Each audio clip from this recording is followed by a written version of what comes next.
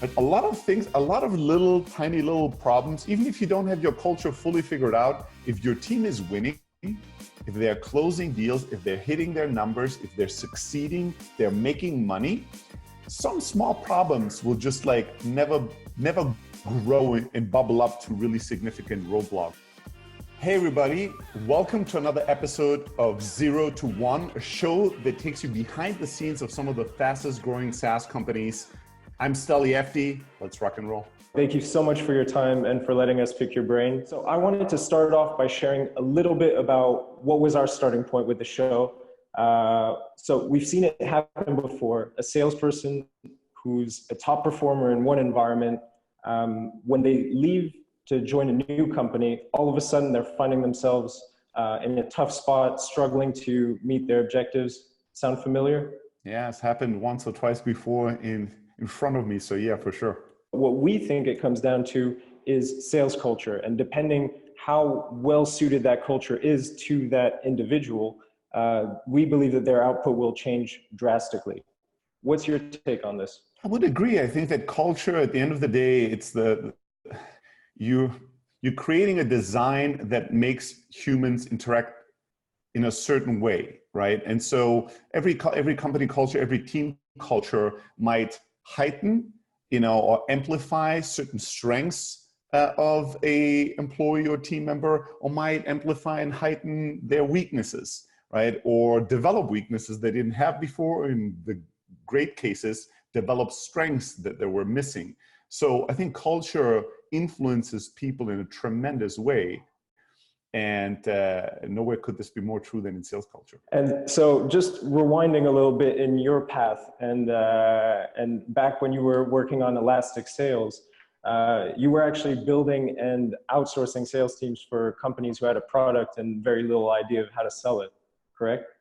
Correct, yes. We were Silicon Valley's secret sales team on demand. And I think we played a big role in changing the culture in the Valley of, in 2012, 2013, a lot of companies, a lot of startups were thinking sales, blah, that's in the past. We're going to be building these B2B apps that are consumer grade, viral growth, bottom up, and we won't even need to hire any salespeople. Like that's a model in the past. I think a few players in this space, plus us, plus the realities of the world, changed that quite dramatically. I think today there's a lot higher sales IQ in the Valley and in startups generally around the world. But we provided a really important bridge between all the companies that had raised a ton of money, were building B2B software, and had forgotten to think about their go-to-market and sales, and then would find themselves thinking, holy shit, it's really difficult to build a sales team. How do we fix this? And usually around that time, we would give you a cold call and pitch you on using us. And a lot of companies did. In that time, you must have come across quite a few different sales cultures. Obviously, as you mentioned, some not at all advanced, but probably some pretty well-established ones as well. What are some tell signs for a culture that's just not going to work out for the people who are working in it? There's many ways to look at it. One simple way is to look at, the results that the team is generating. That's usually in sales the first thing you look at. Is the culture generating, a winning mentality and winning results? But a lot of things, a lot of little, tiny little problems, even if you don't have your culture fully figured out, if your team is winning, if they're closing deals, if they're hitting their numbers, if they're succeeding, they're making money, some small problems will just like never grow and bubble up to really significant roadblocks. So winning is really crucial. So that's the first thing I would look at. Is this sales team winning? If not, there's something wrong here for sure. And the culture is probably the foundational issue on which everything else was built. But you can have a team that is generating revenue and still has a terrible culture, terrible, depending on what incentives and what goals you have.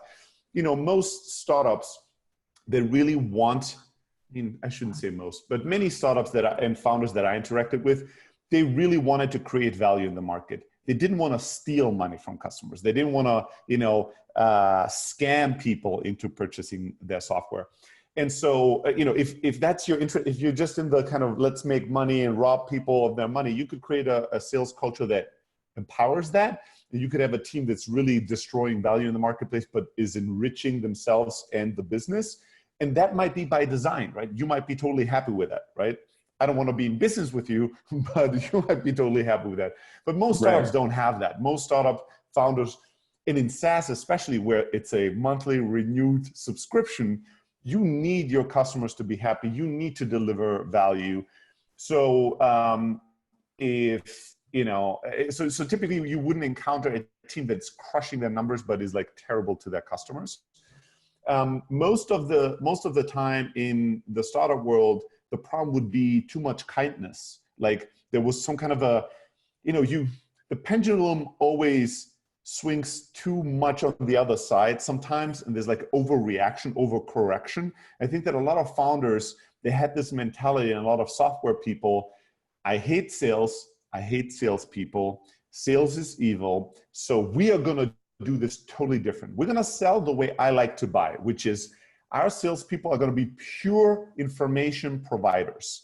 They're gonna be very soft-spoken, they're gonna be very friendly, they're gonna offer some information and then never intrude the customer space, never be annoying, never be too, persistent or too, demanding. And so we're gonna be this amazing sales team that only is kind of like friendly. And I like friendly. I think friendly is a really important part of the mix, but friendly and weak is a culture that generates a lot of problems and that won't work, right? I always give an example of like a good doctor. If I go to a great doctor, I want that doctor to be friendly. I want that person to be interested in me, right? I don't want to walk through the door and the doctor's already prescribing medicine without me saying anything about my problems. But I don't want the opposite issue either, where the doctor is so friendly that at the end, he or she never knows what to recommend. They're like, well, I'm only a human being. I'm going to give you these 400 pages of information. There's 7 different potential ways to do this, but then there's a wiki page that says we should do something else. I mean, I'm not God, so you should really take all this information and decide. No, I'm not coming to you for me to do all the work and all the deciding. I have no experience. I have no expertise in this. I want to come to you, share all that information, and then I want to have an expert that can tell me what to do, right? I want somebody to lead the way that I believe has my best interest at heart. And that's the best sales culture.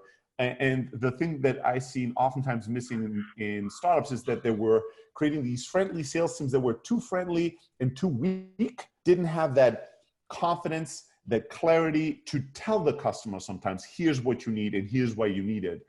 And that could create teams that would not close deals, not hit their numbers, not accomplish what they really wanted.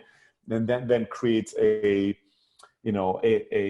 snowball effect that creates more and more problems. People start complaining, people start pointing fingers at each other, and it becomes this huge cultural issue within the business. So first thing I look at is this team winning? And then I might look at how are they winning? Are they winning ethically? Are they winning by creating value in the world? Or are they winning short-sightedly by just stealing from people, right?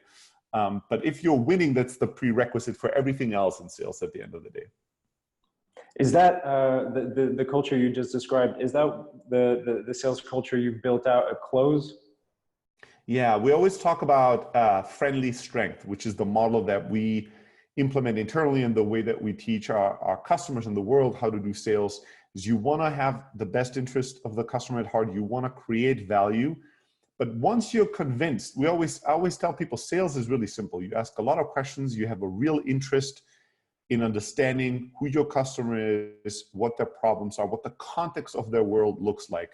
And once you have all the information necessary in the appropriate context, you make a determination if they are a good fit. If we can help that customer better than any of our competitors can. If the answer to that question is yes, selling is easy. At that point, I don't ask you to buy, I'm telling you to buy. It's not a discussion, you don't even have any say. Like I'm taking over at that point. Like I'm now the expert, I'm gonna tell you how much to buy, when to buy, how to buy, I'm going to take over and lead the way. But until then, I have this all the time. I speak in so many conferences around the world. I'm a quote unquote sales expert. So sometimes there's a lot of people come and tell me nice things, but then once in a while, there's always some alpha sales douche. It's usually a man that wants to challenge me, right? And so they'll come up to me and they'll be like, well, if you're so good at selling, sell me your product right now. And I always tell them the same thing. Fuck you. I don't sell everything to everybody. I'm not pitching my mother to buy my CRM software. Like, who are you? What is your business? What problems do you have? Like, first I need to know who you are. Like, I'm not just selling everybody. I'm not just pitching anybody that crosses my path on buying my software. That's dumb. To me, that makes no sense. So for us, friendly strength is really at the core of everything we try to do. We want to be incredibly friendly, but when we are convinced we can help the customer, we want to be strong, confident, and we want to lead the way, and not be kind of wishy-washy. And so that's the way that we sell, and that's the way that we like to buy as well. And so you talk a lot about creating this kind of intimacy with your customers. And I'm just wondering, what does that look like in practice in your team's day-to-day? I think the most important thing when it comes to intimacy is leaning in trying to build relationships and truly caring. Like, it's not mechanical. Like, it's really more of a culture of caring. People ask me all the time, well, how do I ask better questions? What is the perfect sales question to ask 2 minutes and 10 seconds into? I don't know. Like, care. How about you actually truly caring about understanding this human being in front of you, right? If you care, you'll ask the right questions, because if the prospect says something that makes no sense, you're not just gonna go, oh, cool, and you're gonna move on. You're gonna actually go, wait a second, help me out. I didn't fully get that. What do you mean by this? Why do you care about this? We've all had this. Sometimes you have a conversation with somebody, they ask all the right questions, but you can tell they don't care about your answer. They're just going through a list. Oh, how many people are you on your team? Well, we are between 20 and 30. Great. And then have you used it? You can just tell the person doesn't care, right? And then we've also had rarely the case where you talk to somebody where you feel this person really cares and you feel really understood. You can do that. There's an instant connection. There's an instant intimacy. There's an instant trust, right? Because I feel like you truly cared. You asked all the right questions. You listened really carefully. So when you tell me, I think we're the right partner for you, that sounds much more truthful than somebody that was just like, rattling through a question. How about this? How about that? How about that? Yeah, we're perfect for you. And I'm like, well, you spent 2 minutes with me and you didn't care that much about what I was saying. How am I perfect for you? So I think caring about the customers, truly caring, sounds a bit difficult. How do we do this? Is just hire people that are naturally the type of people that care, and then display and demonstrate to them that you care. You can't just tell the sales team to do so, and then you see the founders, the CEO, nobody ever talks to customers, nobody ever cares about them. But we want to engage with as many customers as possible. We have phone calls. We visit them at their offices whenever we're in different towns. We'll invite them to dinners. We'll spend time with them as much as we can. And on top of the amount of time that we spend with our customers, it's the quality of time. So we really try to, create a culture within the company where people know that, we care about our customers and we want everybody to spend as much time as possible to truly understand our customers. Because without customer intimacy, you won't have any customer insights. Without customer insights, sooner or later, you're in real trouble as a business. And so what I'm hearing from you is that basically healthy relationships come first and foremost, and the rest, so having a solid script, sticking to a tight process, all of this comes second. Yeah, I think all these things are important, don't get me wrong, but if you're the type of person that doesn't care, right? All you want to do is you want to get through your script and to the end of the call where you ask for money. I could write the best script in the world, you're not going to make money, right? You at least not the way that I want it, in a way where the customer feels good, in the way where the customer feels like, yes, this is the type of business I want to be in business with. I want to trust them with my sales problems. I want to trust them with my money. I want to trust them with the future of my sales team, right? And the challenges they have. If you don't care, if you're not truly interested in people, you won't succeed. But on the flip side, I also want you to be confident, strong. I want you to take leadership and charge over the relationship with a customer. I don't want you to be passive. I don't want you to be weak. I don't want you to be somebody that's like, oh, I never want to intimidate anybody. I never want to make any, if you have the need to always be liked and loved, you have no place in our sales team. You have no place in our business, because our number one priority is not winning a popularity contest, right? My doctor might tell me something I really don't want to hear, but I want a doctor that will tell me this truth, right? I want somebody I respect, not love. And I tell our people, we want to earn the respect of our customers, not their love, not their admiration, not their, not them thinking we're really, really nice. That's okay, but that's not really a priority in business. So we want to make sure that we balance both of these things, and that's what we're looking for in everybody that we're hiring. Awesome. And another thing that's interesting about the sales team you built at Close is that, correct me if I'm wrong, but you guys are fully remote, right? Yes, that's absolutely correct. And so when it comes to sharing that culture that you just described, how do you go about it when your reps are scattered about across the world? Yeah, it's a good question. I mean, again, everything always starts with picking the right people, right? It's much easier. Like, culture is easy. It's never easy, but it's easier if you invite people to join your team that are aligned with your core culture and that will strengthen and amplify it already. If you're hiring willy-nilly people that are completely different in terms of their value system, their culture, and then you want to create a strong, cohesive one, it's going to be a massive undertaking, in many cases impossible to accomplish, right? So for us, it always starts and ends with picking the right people and actually hiring for culture, not just for skill set, which again is easy to say, hard to do. It's like me telling somebody that's overweight to eat broccoli and work out every day. It's not rocket science. It's not that difficult to remember, but it's emotionally hard to do if you don't like broccoli and you don't want to sweat, right? It's going to be emotionally challenging. It's exactly the same thing for sales teams. Sales teams say, oh yeah, we want to hire great people, but then they want to hit their quarterly numbers. They're behind. They need somebody that has a million contacts in the space they already want. They think this person could bring in a ton of revenue. And then, there might be a little red flag here, a little red flag there, but it's much easier to be like, maybe those red flags don't matter. Maybe it's going to all work out. And then you hire these people that are not a culture fit. And then all of a sudden, the performance of everybody else in the team goes down and you have all these problems. So it's picking the right people is the most important thing.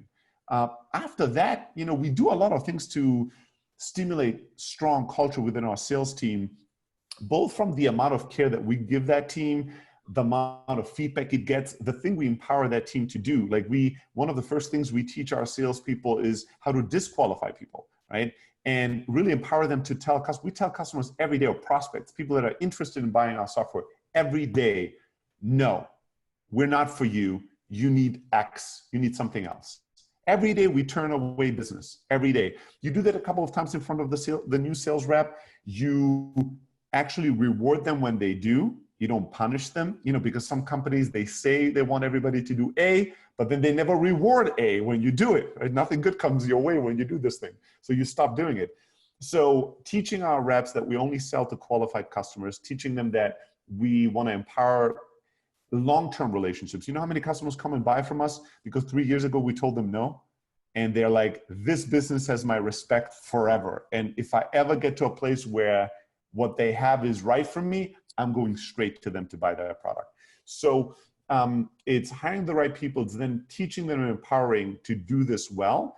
And then there's a lot of little things that we do in helping the sales team to celebrate their success and share these little moments. There was a time, we don't do this anymore, but for I think a 4 or 5 month period, we were what's the social app that went public from LA, billion-dollar business, more in the teenage. Snapchat. When Snapchat first came out, we started using it for our sales team as a group, and we used it to share little wins, so that anytime the sales rep would close a deal or do something cool, they would record a little video, snap, and send it to the rest of the sales team and me, and we would respond with little stories back.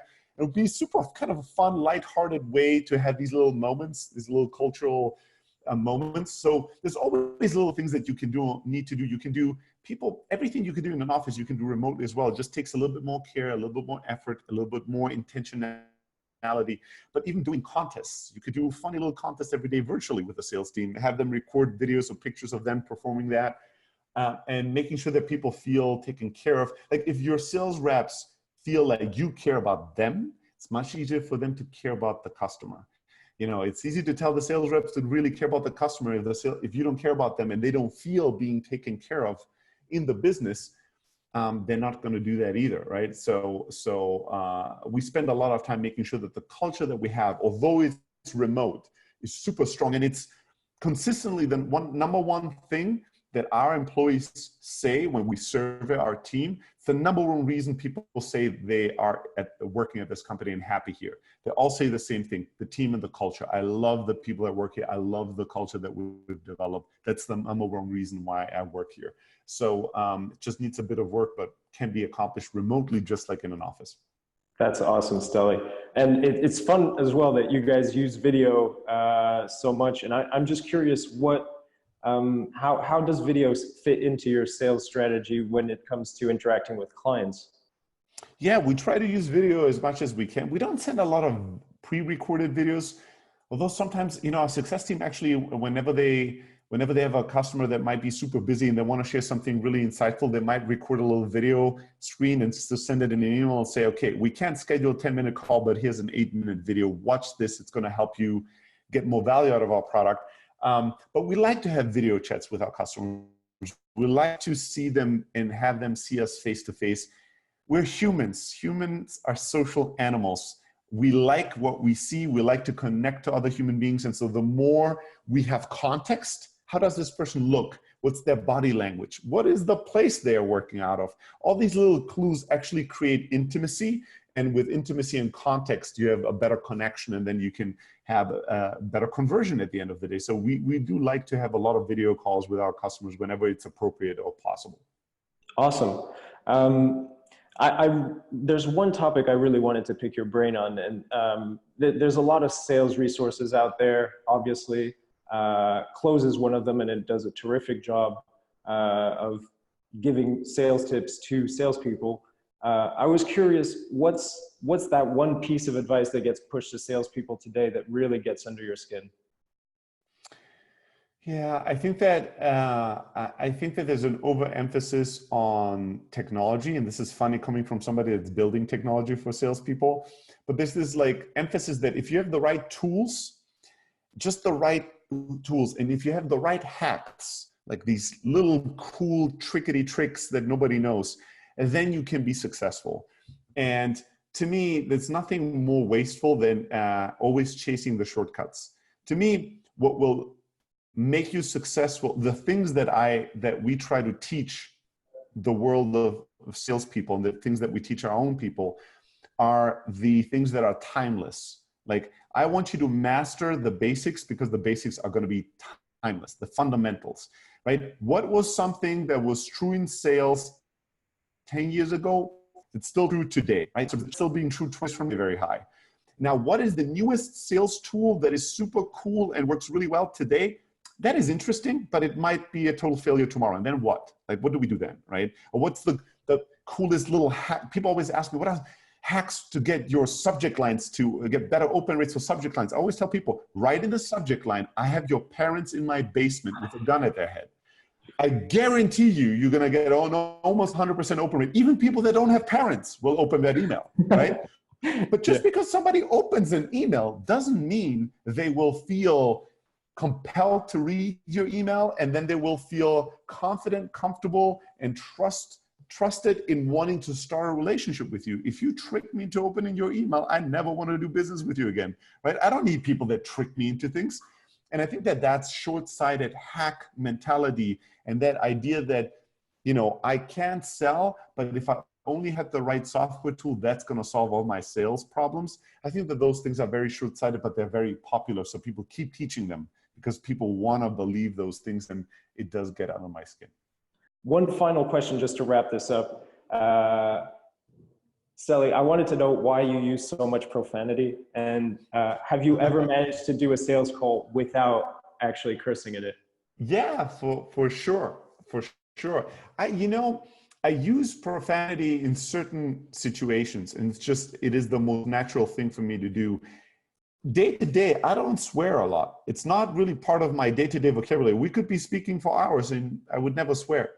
If I get really passionate about something, like if we get into a passionate discussion, I start swearing. It's just the way that I express the intensity of my emotions. So oftentimes when I'm on stage, right, I will talk about something. I always try to talk about things I'm passionate about on stage and give the audience something I believe they need to hear.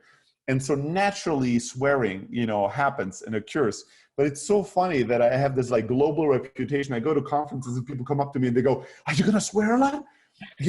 So there's like these enthusiasts that tell me, "Oh my God, this is so awesome that you say fuck so much." And then there's once in a while, every 3 months, I get an email of somebody, usually super sweet, usually way too long, writing me basically a summary of, "I love you. I love everything you teach. But please, please, please, can you stop swearing? It breaks my heart. Like, I can't deal with how much you swear." I can't help it. When I'm passionate, I swear, but there's no strategy or logic behind it. But it is something that stands out to people. I can tell you this, like people, it resonates with them for whatever reason. I don't know why, but it definitely does.